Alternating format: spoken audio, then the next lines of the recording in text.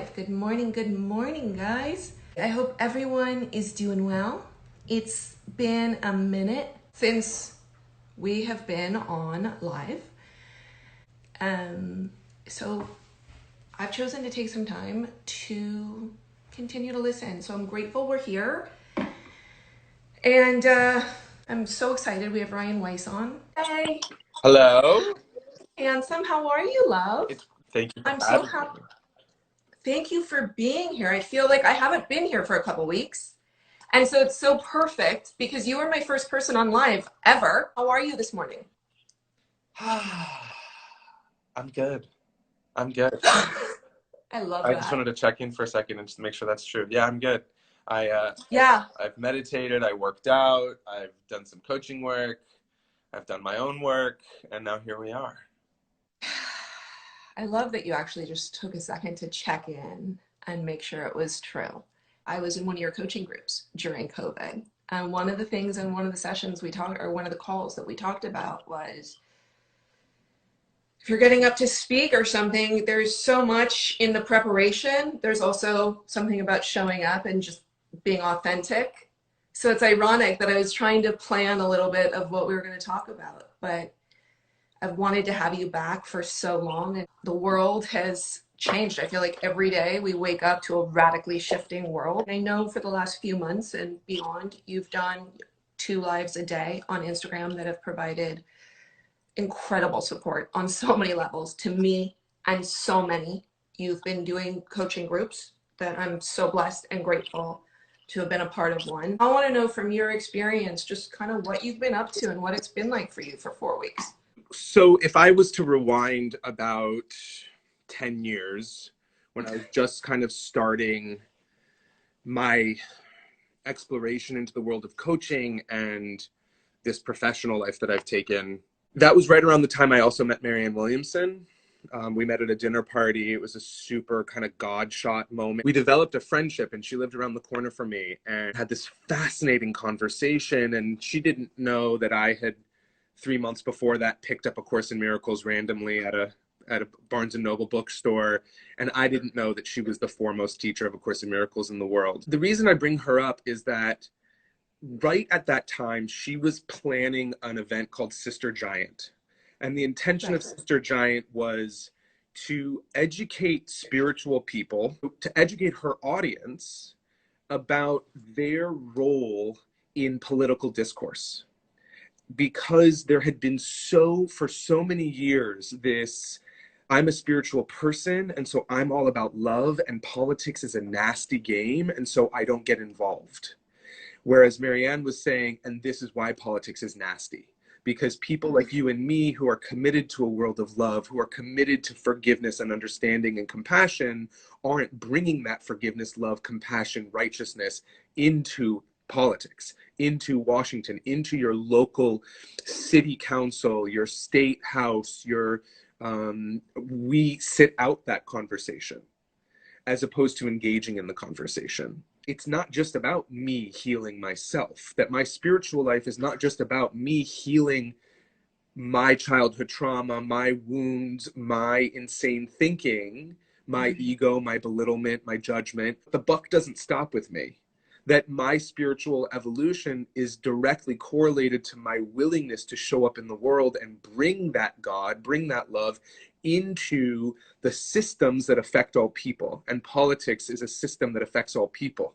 If you rewind to when Occupy Wall Street happened, and then Occupy LA happened, this progressive conversation that was first spreading 1% of the population own 99% of the wealth, right? Educating people on Citizens United and how corporations have sneakily created a world where Washington and our representatives on a state and federal level serve at the foot of corporations at the disservice, the degradation of people, creating poverty, right? Creating a corrupt capitalistic society that we live in the United States. It was really interesting because I had come out of working in entertainment with a bunch of white liberal people who were fighting for gay rights and fighting for a woman's right to choose and fighting for what's right. But meanwhile, so blind to the corporate takeover of our government, I was living in this kind of weird world where my friends thought that I was crazy, that I was going and pitching a tent at Occupy LA and talking to people and learning. And they were like, you're one of those fucking weirdos. I'm going to go ahead and go be weird. I'm going to go ahead and Right. engage in this. I'm going to learn. Oh, it all tunes back into Marianne too. She's such a historian. One of the things that she was always talking about was the history of our country. And while the Right. men who signed the Declaration of Independence did this fierce thing to secede from the corruption of the British Empire, they also were largely slave owners. And so I was being educated in a way that my youth, I was never educated about the founding of our country, 250 years of slavery, turning into, after the abolition, this movement toward legalized slavery in our prison systems, that seeing that the police were founded during slavery to catch, hunt runaway slaves, and that the police now are tasked with finding Black, poor, Indigenous people, charging them with crimes, creating criminology in a way that you and I with white skin never had to worry about, and bringing them into legalized slavery in the prison systems. Because in order to be the strongest country in the world, the greatest country in the world, the most wealthy country in the world, our corporations needed to find ways to create cheap labor. And when you criminalize people, what criminalization does is it takes away people's rights and it dehumanizes them. And it uses people, just like slavery did, to looks at people as less than people. When George Floyd died, especially, and all these people were like, holy shit. Oh More like my holy God. fuck. Yeah. Um, this wasn't something new for me to be talking about. Mm-mm. In this moment,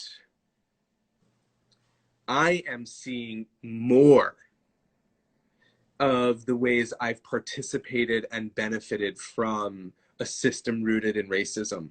And I'm seeing the psychology of my own white supremacy that I absorbed like a sponge from the world in which I was raised.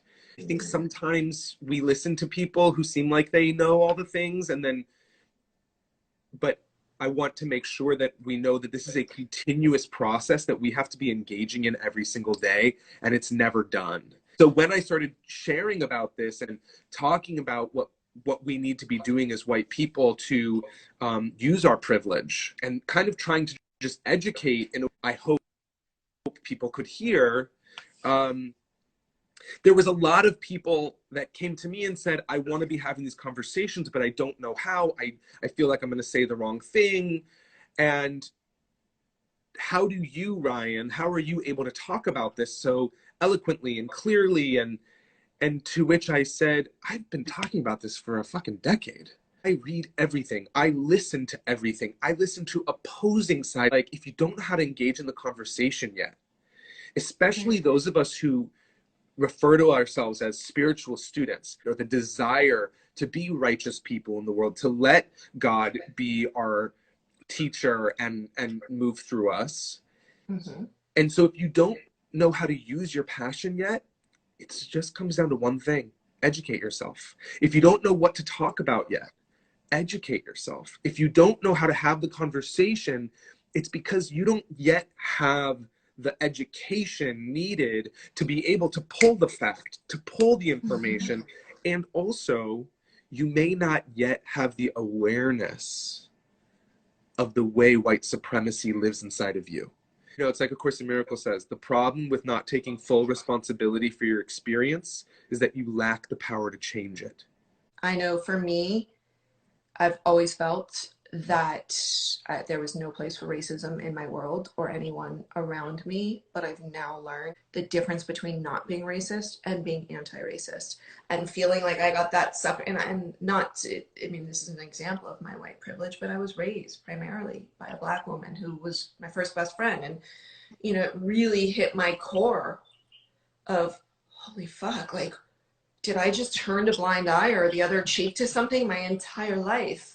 And so it really struck me. with your live about the racism within you, there's so many people who want to have the conversation, who have platforms. Like all of a sudden, I have this little platform, and I felt it like it was irresponsible not to bring up this conversation. I also knew when there was a time to be quiet and learn and listen, which I've been doing. But things, I was fascinated by watching the movie 13th. Now, you were talking a minute ago about corporations, the industry in jail, and what Prison that's all industrial about. system. I mean, and it's like, how are we not talking about that more?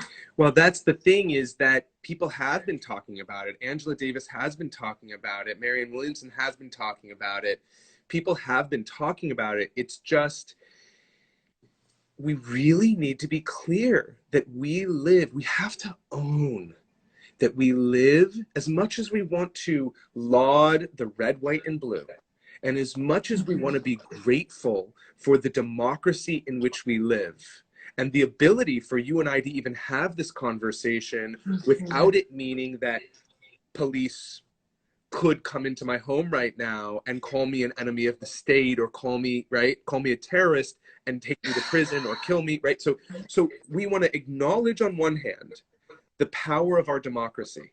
On the other hand, we need to see that that our democracy is not to be taken for granted, and that there are very powerful forces with a lot of political will and financial power that are seeking to chip away at our democracy so that they can continue to focus on their short-term profit maximization, despite the fact that it is killing people. It is not unspiritual to own our character defects. It's not unspiritual to look at the truth of the darkness. It is actually very spiritual to look at the darkness and to look at the truth.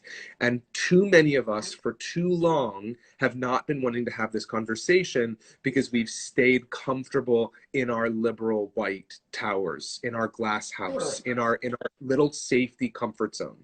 The truth of the matter is, stop looking to big mainstream media to educate yourself. The news is not the news. The news is opinion that supports a certain kind of propaganda machine to continue to allow the short-term profit maximization for who? The people who own the media. Right? Wake the fuck up. So what we need to be doing is see the corruption and call it out. So are we actually going to educate ourselves? And are we actually going to support candidates who have a record and a history of righteousness, of doing what's right, even when it doesn't benefit them, even though it brings into question whether they're going to be able to be reelected because they're going against corporate interests, right? And so we see a move in our country toward progressive ideology, right? We see the difference between how Bernie Sanders was received in 2016 versus now, right? He had a much bigger platform, much more support now, but even so, the establishment of Washington worked as hard as it possibly could to ensure that he wouldn't get the nomination. Okay, so we have to look at this and notice, where am I culpable for allowing the continuation? So we really need to understand this is no longer a Democrat Republican issue. This is an establishment progressive issue. Understand the difference. It's the establishment supports policy that continues the corporate takeover of our political discourse. The progressive movement seeks to take power away from the corporations and put it back into the hands of the people. And the media is a corporation. So it will do anything it can to vilify, demonize, create some kind of a lack of intelligence in the progressive movement. And this relates directly to this conversation on racism and anti-racism.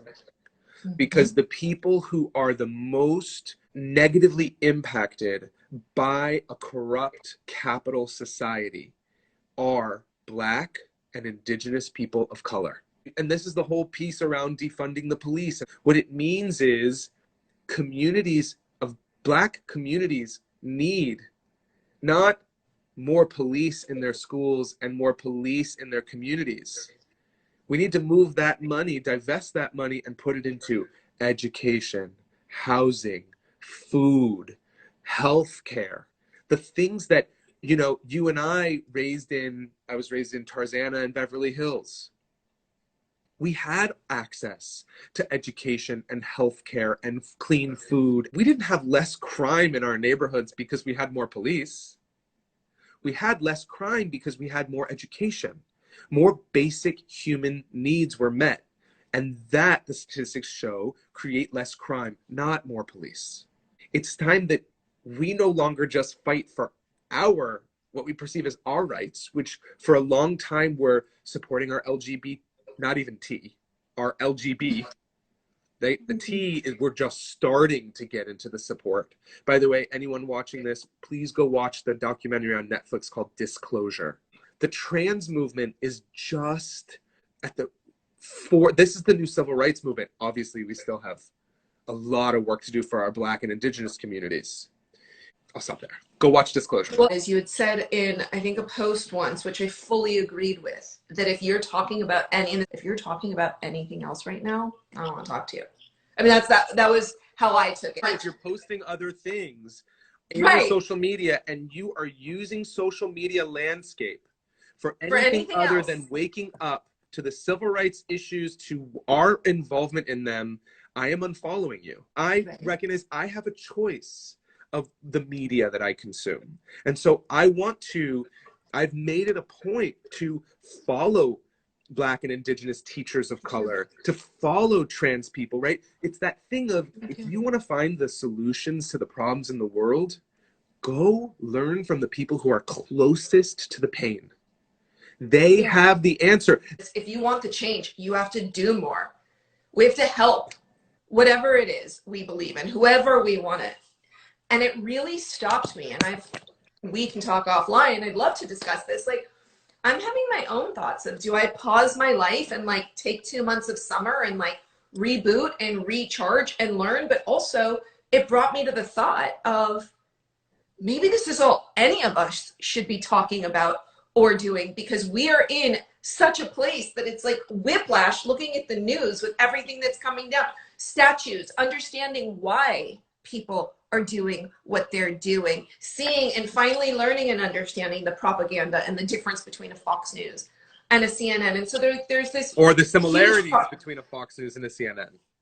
Thank you. Sorry, it's like, if I get stoned for this, like, I think they're delusional. Fox News is delusional? See, so a little bit. You know, it's really interesting. Sometimes when we think about the people on the other side of the aisle or the Trump supporter, yeah, and we're like mystified, like, how the fuck they yes, and then we call them ignorant. And I think that's dangerous, because they're not ignorant. They have been pandered to highly intentionally. So the way the Trump machine stole an election through data warfare. I mean, there was a war. There was an assault on our democracy. We know this from Cambridge Analytica. We know that their involvement created a personality test to decipher who are the people with more psychosis, who are the people who fear-mongering can work more toward, and what kind of messaging do they need? And they divided them into 12 different highly specified camps of people and served different ads so to create this movement for Donald Trump. And so the idea that they're ignorant, it's like, no, they're just tuned into a certain kind of media. They have been, I guess it's also their conditioning. They're not uneducated.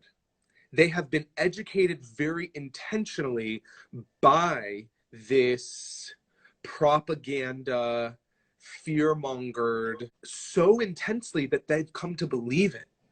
And so we are in an era where if I watch CNN over and over and over again, all I get is the message about how terrible those people are. As opposed to a really deep, thoughtful conversation that educates me on the corruption of media, that educates me on the corruption in our political establishment. And so the only way that we are going to fight against the fascist corporatocracy degradation of our democracy is if you, people like you and me and people watching this, make it, like you just said, if not your full-time job, your part-time job, to educate yourself on what a democracy is supposed to be, to educate yourself on what's actually happening right now, to find media outlets that actually report truth. Not only it's up to us to like vote, which is huge, but also to learn about really what we're voting for. Yes, and also to learn about how voting, and again, we grew up in this illusion that we can take for granted our democracy. And what we're seeing now is democracy is not ensured generation after generation. It's up to us to demand our democracy now, which means if there's however many people are watching this, a large percentage of us need to start thinking, what's a public office that I could run for in the next couple of years? How can I start creating my life to run for city council, to run for my state house? So this is the difference now. People have more power than Wall Street if we use our power. And so people like you and I, if our first thought is, oh, I couldn't run for public office, I don't know how I would do that. Let's remember that it's actually the House of Representatives, the House of the people. The intention was, with the founding of our country, the intention was that normal, regular people would take 2 years off their life. The intention was never that this would be a lifelong career. It was that you would take 2 to 4 years off your life and you would go run and sit in that house, the House of the people, so that the people would have a voice. For the last 3 years, I've gone to DC once a year. I never thought that I would have, you know, an autoimmune disease, that I'm an advocate because of racial disparity and the fact that lupus affects mostly African-American women in their childbearing years, but because I'm white, outspoken, educated from where I come from, people listen. So I've gone to do my advocacy in DC. I had a long talk with a girlfriend of mine, being a white girl right now from LA, that, you know, seeing both sides. And that because I'm born and raised in Los Angeles, and because we're so liberal, democratic, the bubble that me and my family and the people that I've surrounded myself with truly live in, just the bubble that we've all lived in, and to think that so much of our country feels and thinks so differently. And I take back what I said about delusional, and I think that that was an uneducated statement of me to make, because there is power in our words. And you are absolutely right that people grow up the same way you and I did, with the environment, and we're taught, you know, by our parents and their parents. And if we want to learn different, we teach ourselves. But part of our privilege is that we haven't had to really look closely. So the idea that the media or Fox News or whatever is delusional means they're out of touch with reality. In reality, they are creating a certain kind of reality. So what looks delusional to us is highly, highly intentional to them. Part of our privilege is that we have a really hard time believing that there's that many bad actors out there who would seek to hurt our democracy. The native people of this land had a term that spoke to the mental illness of whiteness. They considered it a mental illness that the white man thought the earth is here to serve me. That is our whiteness. Our white supremacy thinks I can just, this world is for me. Our privilege has been able to tell a story that the problem with the world lives out there. Just pay attention to where you're spending your money. So yeah, it's a little more expensive for me, and I recognize that I can do this, but I buy clothing from a clothing store that I know everything they're making is coming from scraps of fabrics In Guatemala, Listen, I'm aware that every time I spend a dollar, that I am voting where your to money's going. support. Are we willing to You know? inconvenience ourselves to Mhm. no longer rest on what the quickest thing, the fastest food, the easiest clothing to order, the cheapest thing? You know, Course in Miracles says that heaven is the awareness of our oneness. There's only one of us here. And so if there is not justice for all, and by the way, only one of us here means the planet is us too. I am the planet is me. And so if I am engaging in warfare against nature, because I am in warfare with the planet, I am at war with myself. The thing is, growth and change isn't always cute. It's not pretty, and it's uncomfortable. And I think we're all meant, especially us privileged people, we're meant to be uncomfortable. It comes down to developing our emotional intelligence, building an awareness. So when you talk about the discomfort of this moment, you talk about the messiness of growth. Developing emotional intelligence is actually about recovering these parts of ourselves that we splintered off. Our guilt, our shame, our negativity, our judgment, our pain of being human in a painful world. We need to recover them. We need to bring them back, which means learning to feel my sadness, learning to feel my anger, learning to actually hold space for that voice in my head that says, you're a piece of shit. That voice and those feelings we largely try to reject, we try to push away. So real emotional intelligence says, instead of needing to fix my sadness, I actually need to be in relationship with it because it is a part of me. And when I develop the skills to be aware that a big emotion is rushing up that's creating this discomfort, and that I can hold space for it, now I can engage in conversations where where I was afraid in the past that I might say the wrong thing. And thank you for being here. You're I welcome. know we'll talk soon. I will tell your people that we will be starting now the seventh group coaching. I'll probably start next week or the week after once 6 people sign up. So we already have a handful of signups. So if people want to join, just send me a DM at Waking Up with Ryan. Yeah, and I really, really, really appreciate it.